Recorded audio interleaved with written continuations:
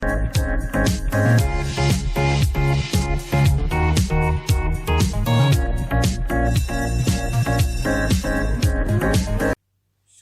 मित्रों, आज मैं फिर से एक बार आपके समक्ष आपके व्याकरण का पहला पाठ जो है शब्द और पद लेकर के आया हूं। तो आज आप लोग शब्द और पद का अध्ययन करेंगे।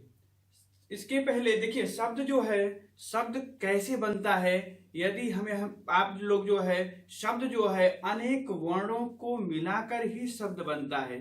तो आप कक्षा 9 में वर्ण के बारे में अच्छी तरह पढ़ लिए हैं, तो आपको पता ही होगा कि शब्द कैसे बनते हैं। देखिए शब्द जो है, शब्द की परिभाषा होती है वर्णों का ऐसा समूह जिसका अर्थ हो उसे हम शब्द कहते हैं। यानी हम कई वर्ण को जब एक जगह एकत्रित करते हैं, उसको मिलाते हैं, तो वह एक शब्द का निर्माण करते हैं। लेकिन उसके साथ यह भी ध्यान देना होगा कि हम वर्ण को जो एकत्रित करते हैं, मिलाते हैं, एक जगह रखते हैं, तो शब्द बनाते समय उस शब्द का कोई अर्थ होना चाहिए, वही शब्द के श्रेणी में आएगा। लेकिन जो अर्थ जिसका नहीं होगा, जिस शब्द का कोई अर्थ नहीं होता है, तो वह शब्द के श्रेणी में नहीं होगा। जैसे मैं यहां लिखा हूं, वर्णों का ऐसा समूह जिसका क्या हो, अर्थ हो। बिना अर्थ के जो है वह क्या होगा, निरर्थक हो जाएगा, वह शब्द की श्रेणी में नहीं आएगा।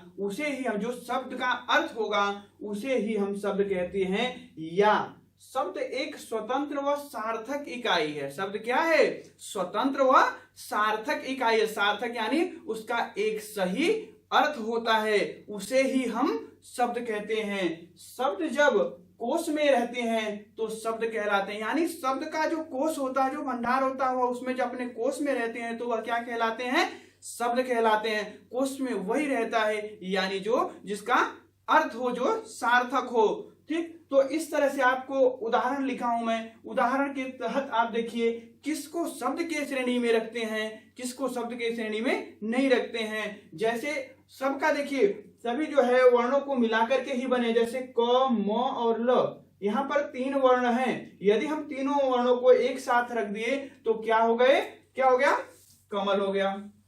इसके बाद है क प्लस ल प्लस म, इनको तीनों को मिला दिए तो कलम हो गया, एक ये भी शब्द बन गया। अगला है म प्लस ल प्लस क, यह जो हम तीनों को मिलाए तो मलक हो गया। ठीक, अगला है ल म और क, लमक हो गया, तीनों को मिलाए तो। इसके बाद है ल क और म, लकम हो गया। इस तरह से देखिए यहाँ पर 5 शब्द बने हैं।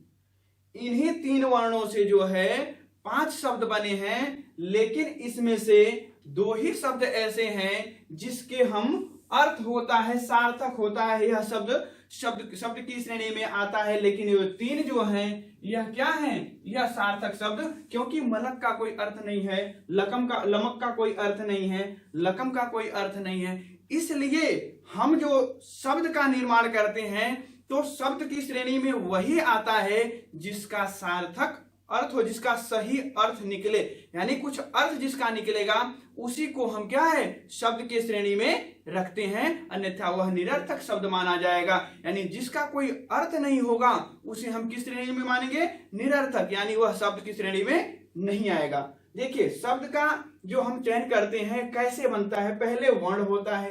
पहले क्या होता है, वर्ण। जैसे अ से लेके गया, यानी जो हिंदी वर्णमाला में 52 वर्ण होते हैं, यानी स्वर व्यंजन मात्राएं सब उसमें मिला करके, तो पहले वर्ण होता है। वर्ण जो है सबसे छोटा होता है। फिर उसके बाद हम वर्ण को, जैसे हम देखिए कई वर्णों को मिलाया तो क्या बन गया, शब्द बन गया। जैसे राम है तो इसमें र प्लस आ प्लस म प्लस, यानी इसमें हम स्वर और व्यंजन को मिला करके राम बना दिए। ठीक ना, तो वर्ण से शब्द बनता है।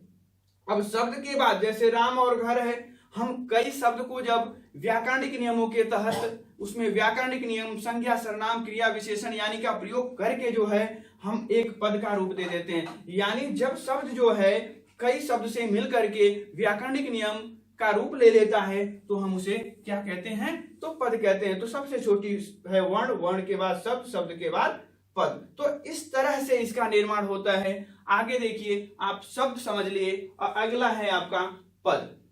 अब आप जानिए पद क्या होता है। मैं यहाँ एक उदाहरण के द्वारा आपको बताया भी हूं।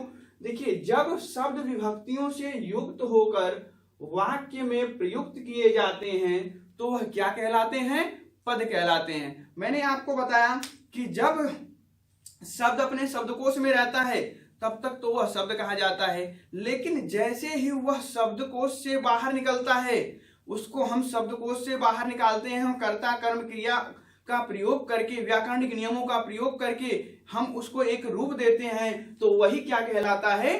पद कहलाता है। जैसे उदाहरण के तौर पे देखिए, लिखा हुआ है मोहन पुस्तक पढ़ता है। मोहन क्या है? मोहन पुस्तक पढ़ता है। देखिए, इसमें शब्द तो 4 हैं, लेकिन इसमें अब उनको यदि हम इसको पढ़ता है पुस्तक मोहन यानी इस तरह से कर देंगे तो यह पद भी सार्थक नहीं होगा, सही नहीं होगा। तो जैसे ही शब्द व्याकरणिक नियमों के तहत वह पद में प्रवेश करता है तो ही वह पद कहलाता है। जैसे मोहन पुस्तक पढ़ता है, देखिए इसमें मोहन जो है यह क्या है? यह करता है, यह काम को करने वाला है। क्या है? यह करता है। पुस्तक क्या है? यह कर्म है। पढ़ना क्या है? क्रिया है। तो यानी देखिए, कर्ता कर्म क्रिया यानी व्याकरणिक नियम इसमें आया कि नहीं आया? यदि इसमें जो है तीनों को हम व्याकरणिक नियमों के तहत ही रखे हैं तो यह एक जो है पद का रूप लिया है। यानी पुस्तक कौन पढ़ता है? मोहन पढ़ता है। तो मोहन जो हो गया काम करने वालों को, यानी यह संज्ञा हो गया, ठीक ना। तो देखिए, यदि हम जो कोई काम करता है तो यह काम को करने वाला हो गया, पुस्तक पढ़ता है। तो एक यह इसमें व्याकरण के नियम का प्रयोग किया, तो इसलिए हम यह क्या कह सकते हैं कि यह एक पद है। अगला इसी तरह से है, लड़कियां खाना खा रही हैं। तो यह भी क्या है? इसका भी देखिए, पद के भी वही होते हैं, उसमें भी एक अर्थ होता है, उसका एक सही तभी होता है जब वह व्याकरणिक नियमों के तहत रहेंगे। यदि हम व्याकरणिक नियमों के तहत पद भी नहीं रहेंगे तो वह भी निरर्थक ही होंगे, गलत ही होंगे, सही नहीं होंगे। तो लड़कियां खाना खा रही है, यह भी क्या है? एक पद है। एक और है, जैसे कभी कभी आपके में पूछा जाता है कि शब्द पद का रूप कब ले लेता है। शब्द जो है, इससे 2-3 क्वेश्चन बनते हैं। पहला तो शब्द किसे कहते हैं, पद किसे कहते हैं, शब्द पद का रूप कब ले लेता है। तो शब्द पद का रूप कब ले लेता है यह जान जाइए आप। जैसे जब तक शब्द अपने शब्दकोश में रहता है तब तक तो वह शब्द कहलाता है, लेकिन जैसे ही शब्द जो है अपने शब्दकोश से निकल करके वह कहा व्याकरणिक नियमों के प्रयोग हो जाता है तो वह किसका रूप ले लेता है? पद का रूप ले लेता है। शब्द जो है पद का रूप कब लेता है? जब वह अपने शब्दकोश से निकल करके व्याकरणिक नियमों के तहत जो है एक पद का रूप ले लेता है। अगला है आपका शब्द और पद में अंतर।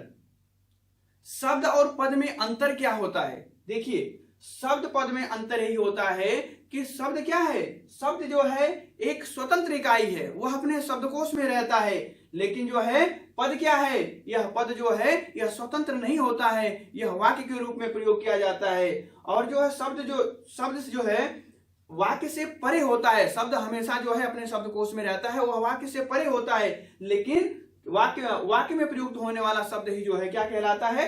वह पद कहलाता है। जो शब्द वाक्य में प्रयोग होते हैं उन्हें ही हम जो है पद कहते हैं। और शब्द जो होता है वह स्वतंत्र सार्थक होता है, शब्दकोश में रहता है, लेकिन जो पद होता है वह व्याकरणिक नियमों का प्रयोग उसमें किया जाता है, जबकि शब्द में नहीं किया जाता है। तो इस तरह से शब्द और पद से 3-4 क्वेश्चन बनते हैं। यदि आप देखिए अच्छी तरह से शब्द पद के बारे में जान जाएंगे तो आपका यह क्वेश्चन कभी भी छूट नहीं सकता है। तो शब्द पद जो है आपको एक एक करके समझा दिया हूं। इसके बाद जो है अगला आएगा जो कि शब्द के भेद, शब्द के कितने भेद होते हैं, जो कि हम अगले में